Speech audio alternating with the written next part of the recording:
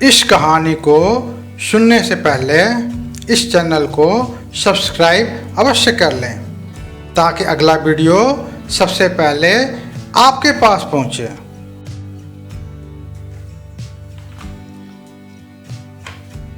अगर आप इस कहानी को समझ गए तो चाह कर भी आप अपने आप को ध्यान करने से नहीं रोक पाएंगे। एक बार एक ध्यानी व्यक्ति एक वृक्ष के नीचे बैठ ध्यान कर रहा होता है। अचानक उसे एक लकड़हारा नजर आता है जो लकड़ी काट रहा होता है। पहले दिन वह ध्यानी व्यक्ति उस लकड़हारे को देखता है पर कुछ नहीं बोलता। दूसरे दिन वह उस लकड़हारे को फिर देखता है पर कुछ नहीं बोलता।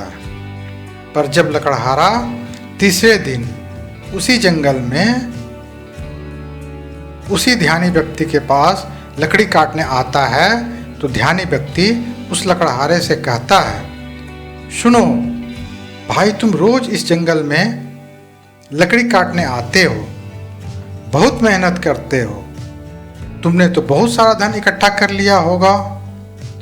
उस ध्यानी व्यक्ति की बातें सुन लकड़हारा हंसता है और कहता है, जैसा तुम सोच रहे हो वैसा कुछ भी नहीं है। इन बहुत सारी लकड़ियों से बहुत कम कमाई होती है, जिसके कारण घर का खर्च ही बहुत मुश्किल से चल पाता है। लकड़हारे की बात सुन वह ध्यानी व्यक्ति उस लकड़हारे से कहता है, तुम यहाँ से कुछ आगे क्यों नहीं जाते हो? आगे चंदन का वृक्ष है। क्या तुम नहीं जानते? चंदन की लकड़ियाँ बहुत महंगी बिकती हैं। ध्यानी व्यक्ति की बात सुन वह लकड़हारा चौंकता है और सोचता है, यह व्यक्ति झूठ बोल रहा है, क्योंकि आगे कहीं चंदन के वृक्ष होते तो यह यहाँ इस वृक्ष के नीचे क्यों बैठता? उन लकड़ियों को बेचकर धन न कमा लेता? फिर वह सोचता है, क्यों न एक बार जाकर देख ही लिया जाए, क्या पता यह व्यक्ति सच कह रहा हो। उस ध्यानी व्यक्ति की बात पर विश्वास कर वह जंगल में आगे जाता है और वह देखता है। उससे आश्चर्य में पड़ जाता है। वह सोचता था कि उससे ज़्यादा इस जंगल के बारे में कोई नहीं जानता, पर अपने चारों तरफ चंदन के वृक्ष देखकर उसकी ये गलतफहमी दूर हो जाती है। वह वापस उस ध्यानी व्यक्ति के पास आता है और कहता है, मैंने तुम्हें गलत समझा, मुझे क्षमा करो। मैं सोच रहा था कि तुम झूठ बोल रहे हो, परंतु वहाँ तो सच में चंदन के बहुत सारे वृक्ष हैं। उस लकड़हारे की बात सुन ध्यानी व्यक्ति बोलता है, तुम्हें क्षमा मांगने की कोई ज़रूरत नहीं। मैंने तो तुम्हें केवल वह बतलाया है जो तुम नहीं जानते थे। अब वह लकड़हारा जलने वाली लकड़ी छोड़कर चंदन की लकड़ी काटकर बेचना शुरू कर देता है। वह एक बार चंदन की लकड़ी काटकर बेच देता और 3-4 दिन आराम से बैठकर खाता। कई महीनों तक ऐसा ही चलता है। फिर एक दिन वो लकड़हारा अचानक उस धनी व्यक्ति से मिलता है। धनी व्यक्ति उस लकड़हारे से कहता है, क्या तुम अभी तक चंदन की लकड़ियों को ही बेचकर धन कमा रहे हो?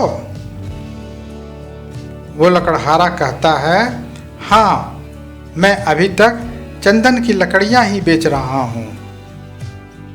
वह ध्यानी व्यक्ति उस लकड़हारे से कहता है,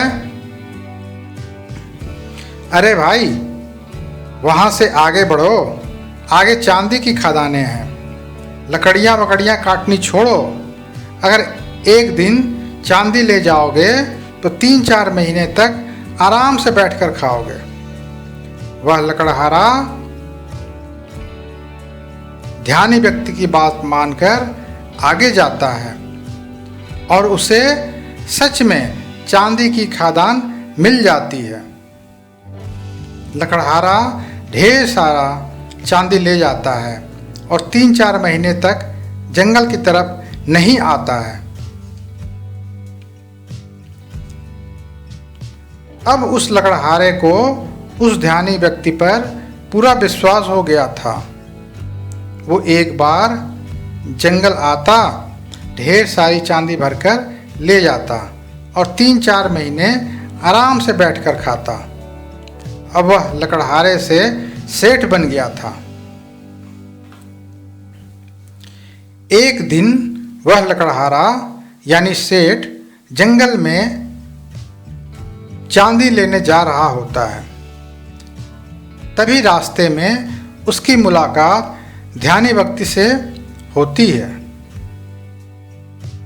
ध्यानी व्यक्ति उस लकड़हारे से पूछता है, क्या तुम अभी तक चांदी ही ले जा रहे हो? वह लकड़हारा कहता है, हाँ। वह ध्यानी व्यक्ति उस लकड़हारे से कहता है, अरे भाई, उससे आगे बढ़ो, आगे सोने की खदान है। क्या तुम्हारे मन में कभी नहीं आया कि आगे देख लूं? वह लकड़हारा सोचता है, सच में यह तो मैंने कभी सोचा ही नहीं। ध्यानी व्यक्ति की बात मानकर लकड़हारा आगे जाता है और देखता है आगे सोना ही सोना है। वह एक बार सोना ले जाता और कई वर्षों तक मज़े से बैठकर खाता। कई वर्षों बाद एक दिन फिर अचानक वो लकड़हारा ध्यानी व्यक्ति से मिलता है। ध्यानी व्यक्ति उस लकड़हारे को देखकर कहता है, क्या तुम अभी तक सोने की खदान तक ही पहुंचे हो? वहां से आगे बढ़ो, आगे हीरो की खदान है। वह लकड़हारा आगे जाता है। आगे जाकर वह देखता है और पाता है कि चारों तरफ हीरे ही हीरे हैं। अब तो उस लकड़हारे के ठाट बाट राजाओं की तरह हो गए थे। उसने अपना महल खड़ा कर लिया था। अब लकड़हारे की उम्र 60 साल हो गई थी।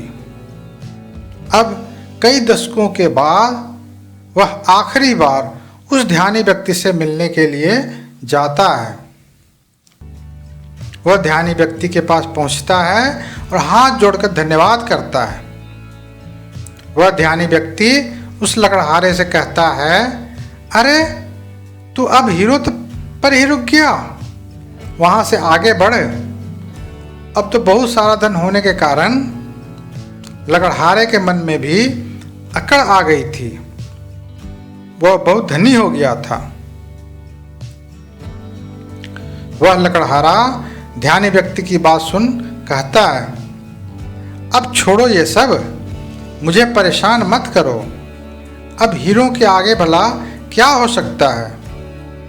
वह ध्यानी व्यक्ति धनी सेठ से कहता है, हीरो के आगे मैं हूं। क्या तुम्हें ख्याल नहीं आया कि यह आदमी यहाँ मस्त बैठा है, जिसे पता है हीरो की खदान का, वह हीरे नहीं भर रहा है? इसको जरूर कुछ और आगे मिल गया होगा, हीरो से भी आगे। इसके पास कुछ होगा, तभी यह निश्चिंत इस वृक्ष के नीचे बैठा हुआ है। क्या तुम्हें कभी यह ख्याल नहीं आया?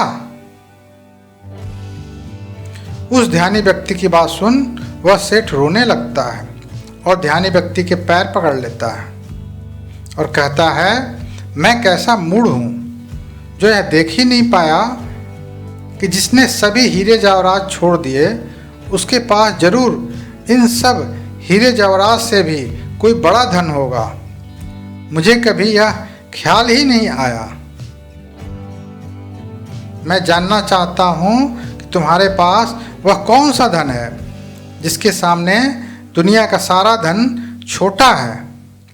वह ध्यानी व्यक्ति उस सेठ से कहता है, वही मैं तुम्हें बताना चाहता हूँ, वह धन है ध्यान। वह सेठ उस ध्यानी व्यक्ति से कहता है, पर मुझे तो ध्यान करना ही नहीं आता। वह ध्यानी व्यक्ति उस सेठ से कहता है, ध्यान करना बहुत सरल है। बाहर का धन तो बहुत इकट्ठा कर लिया, अब जरा भीतर की ओर मुड़ जाओ और आराम से बैठ जाओ और देखो तुम्हारे अंदर क्या चल रहा है। अगर कोई अनुभव हो तो उसे पकड़े मत रहो, बस देखो। हो सकता है तुम्हें परमात्मा मिले, पर तुम्हें उन्हें भी नहीं पकड़ना है। तब तक देखते रहो जब तक कि सभी अनुभव, सभी विचार शांत न हो जाएं। पर याद रहे, जबरदस्ती किसी अनुभव या किसी विचार को खत्म करने का प्रयास कभी मत करना। जब कोई अनुभव न रहेगा,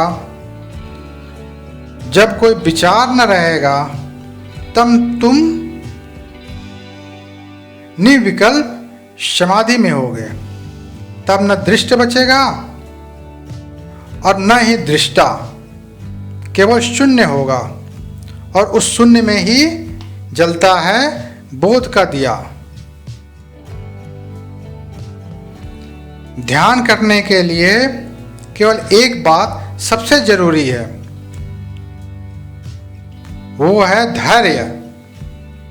आपके अंदर इतना धैर्य होना चाहिए कि घटना आज घटे या कई वर्षों बाद आप ध्यान करने के लिए तैयार हैं।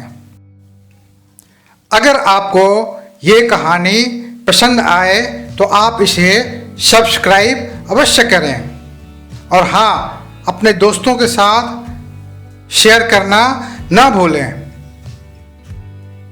इसे अपने दोस्तों के साथ अधिक से अधिक शेयर करें। धन्यवाद।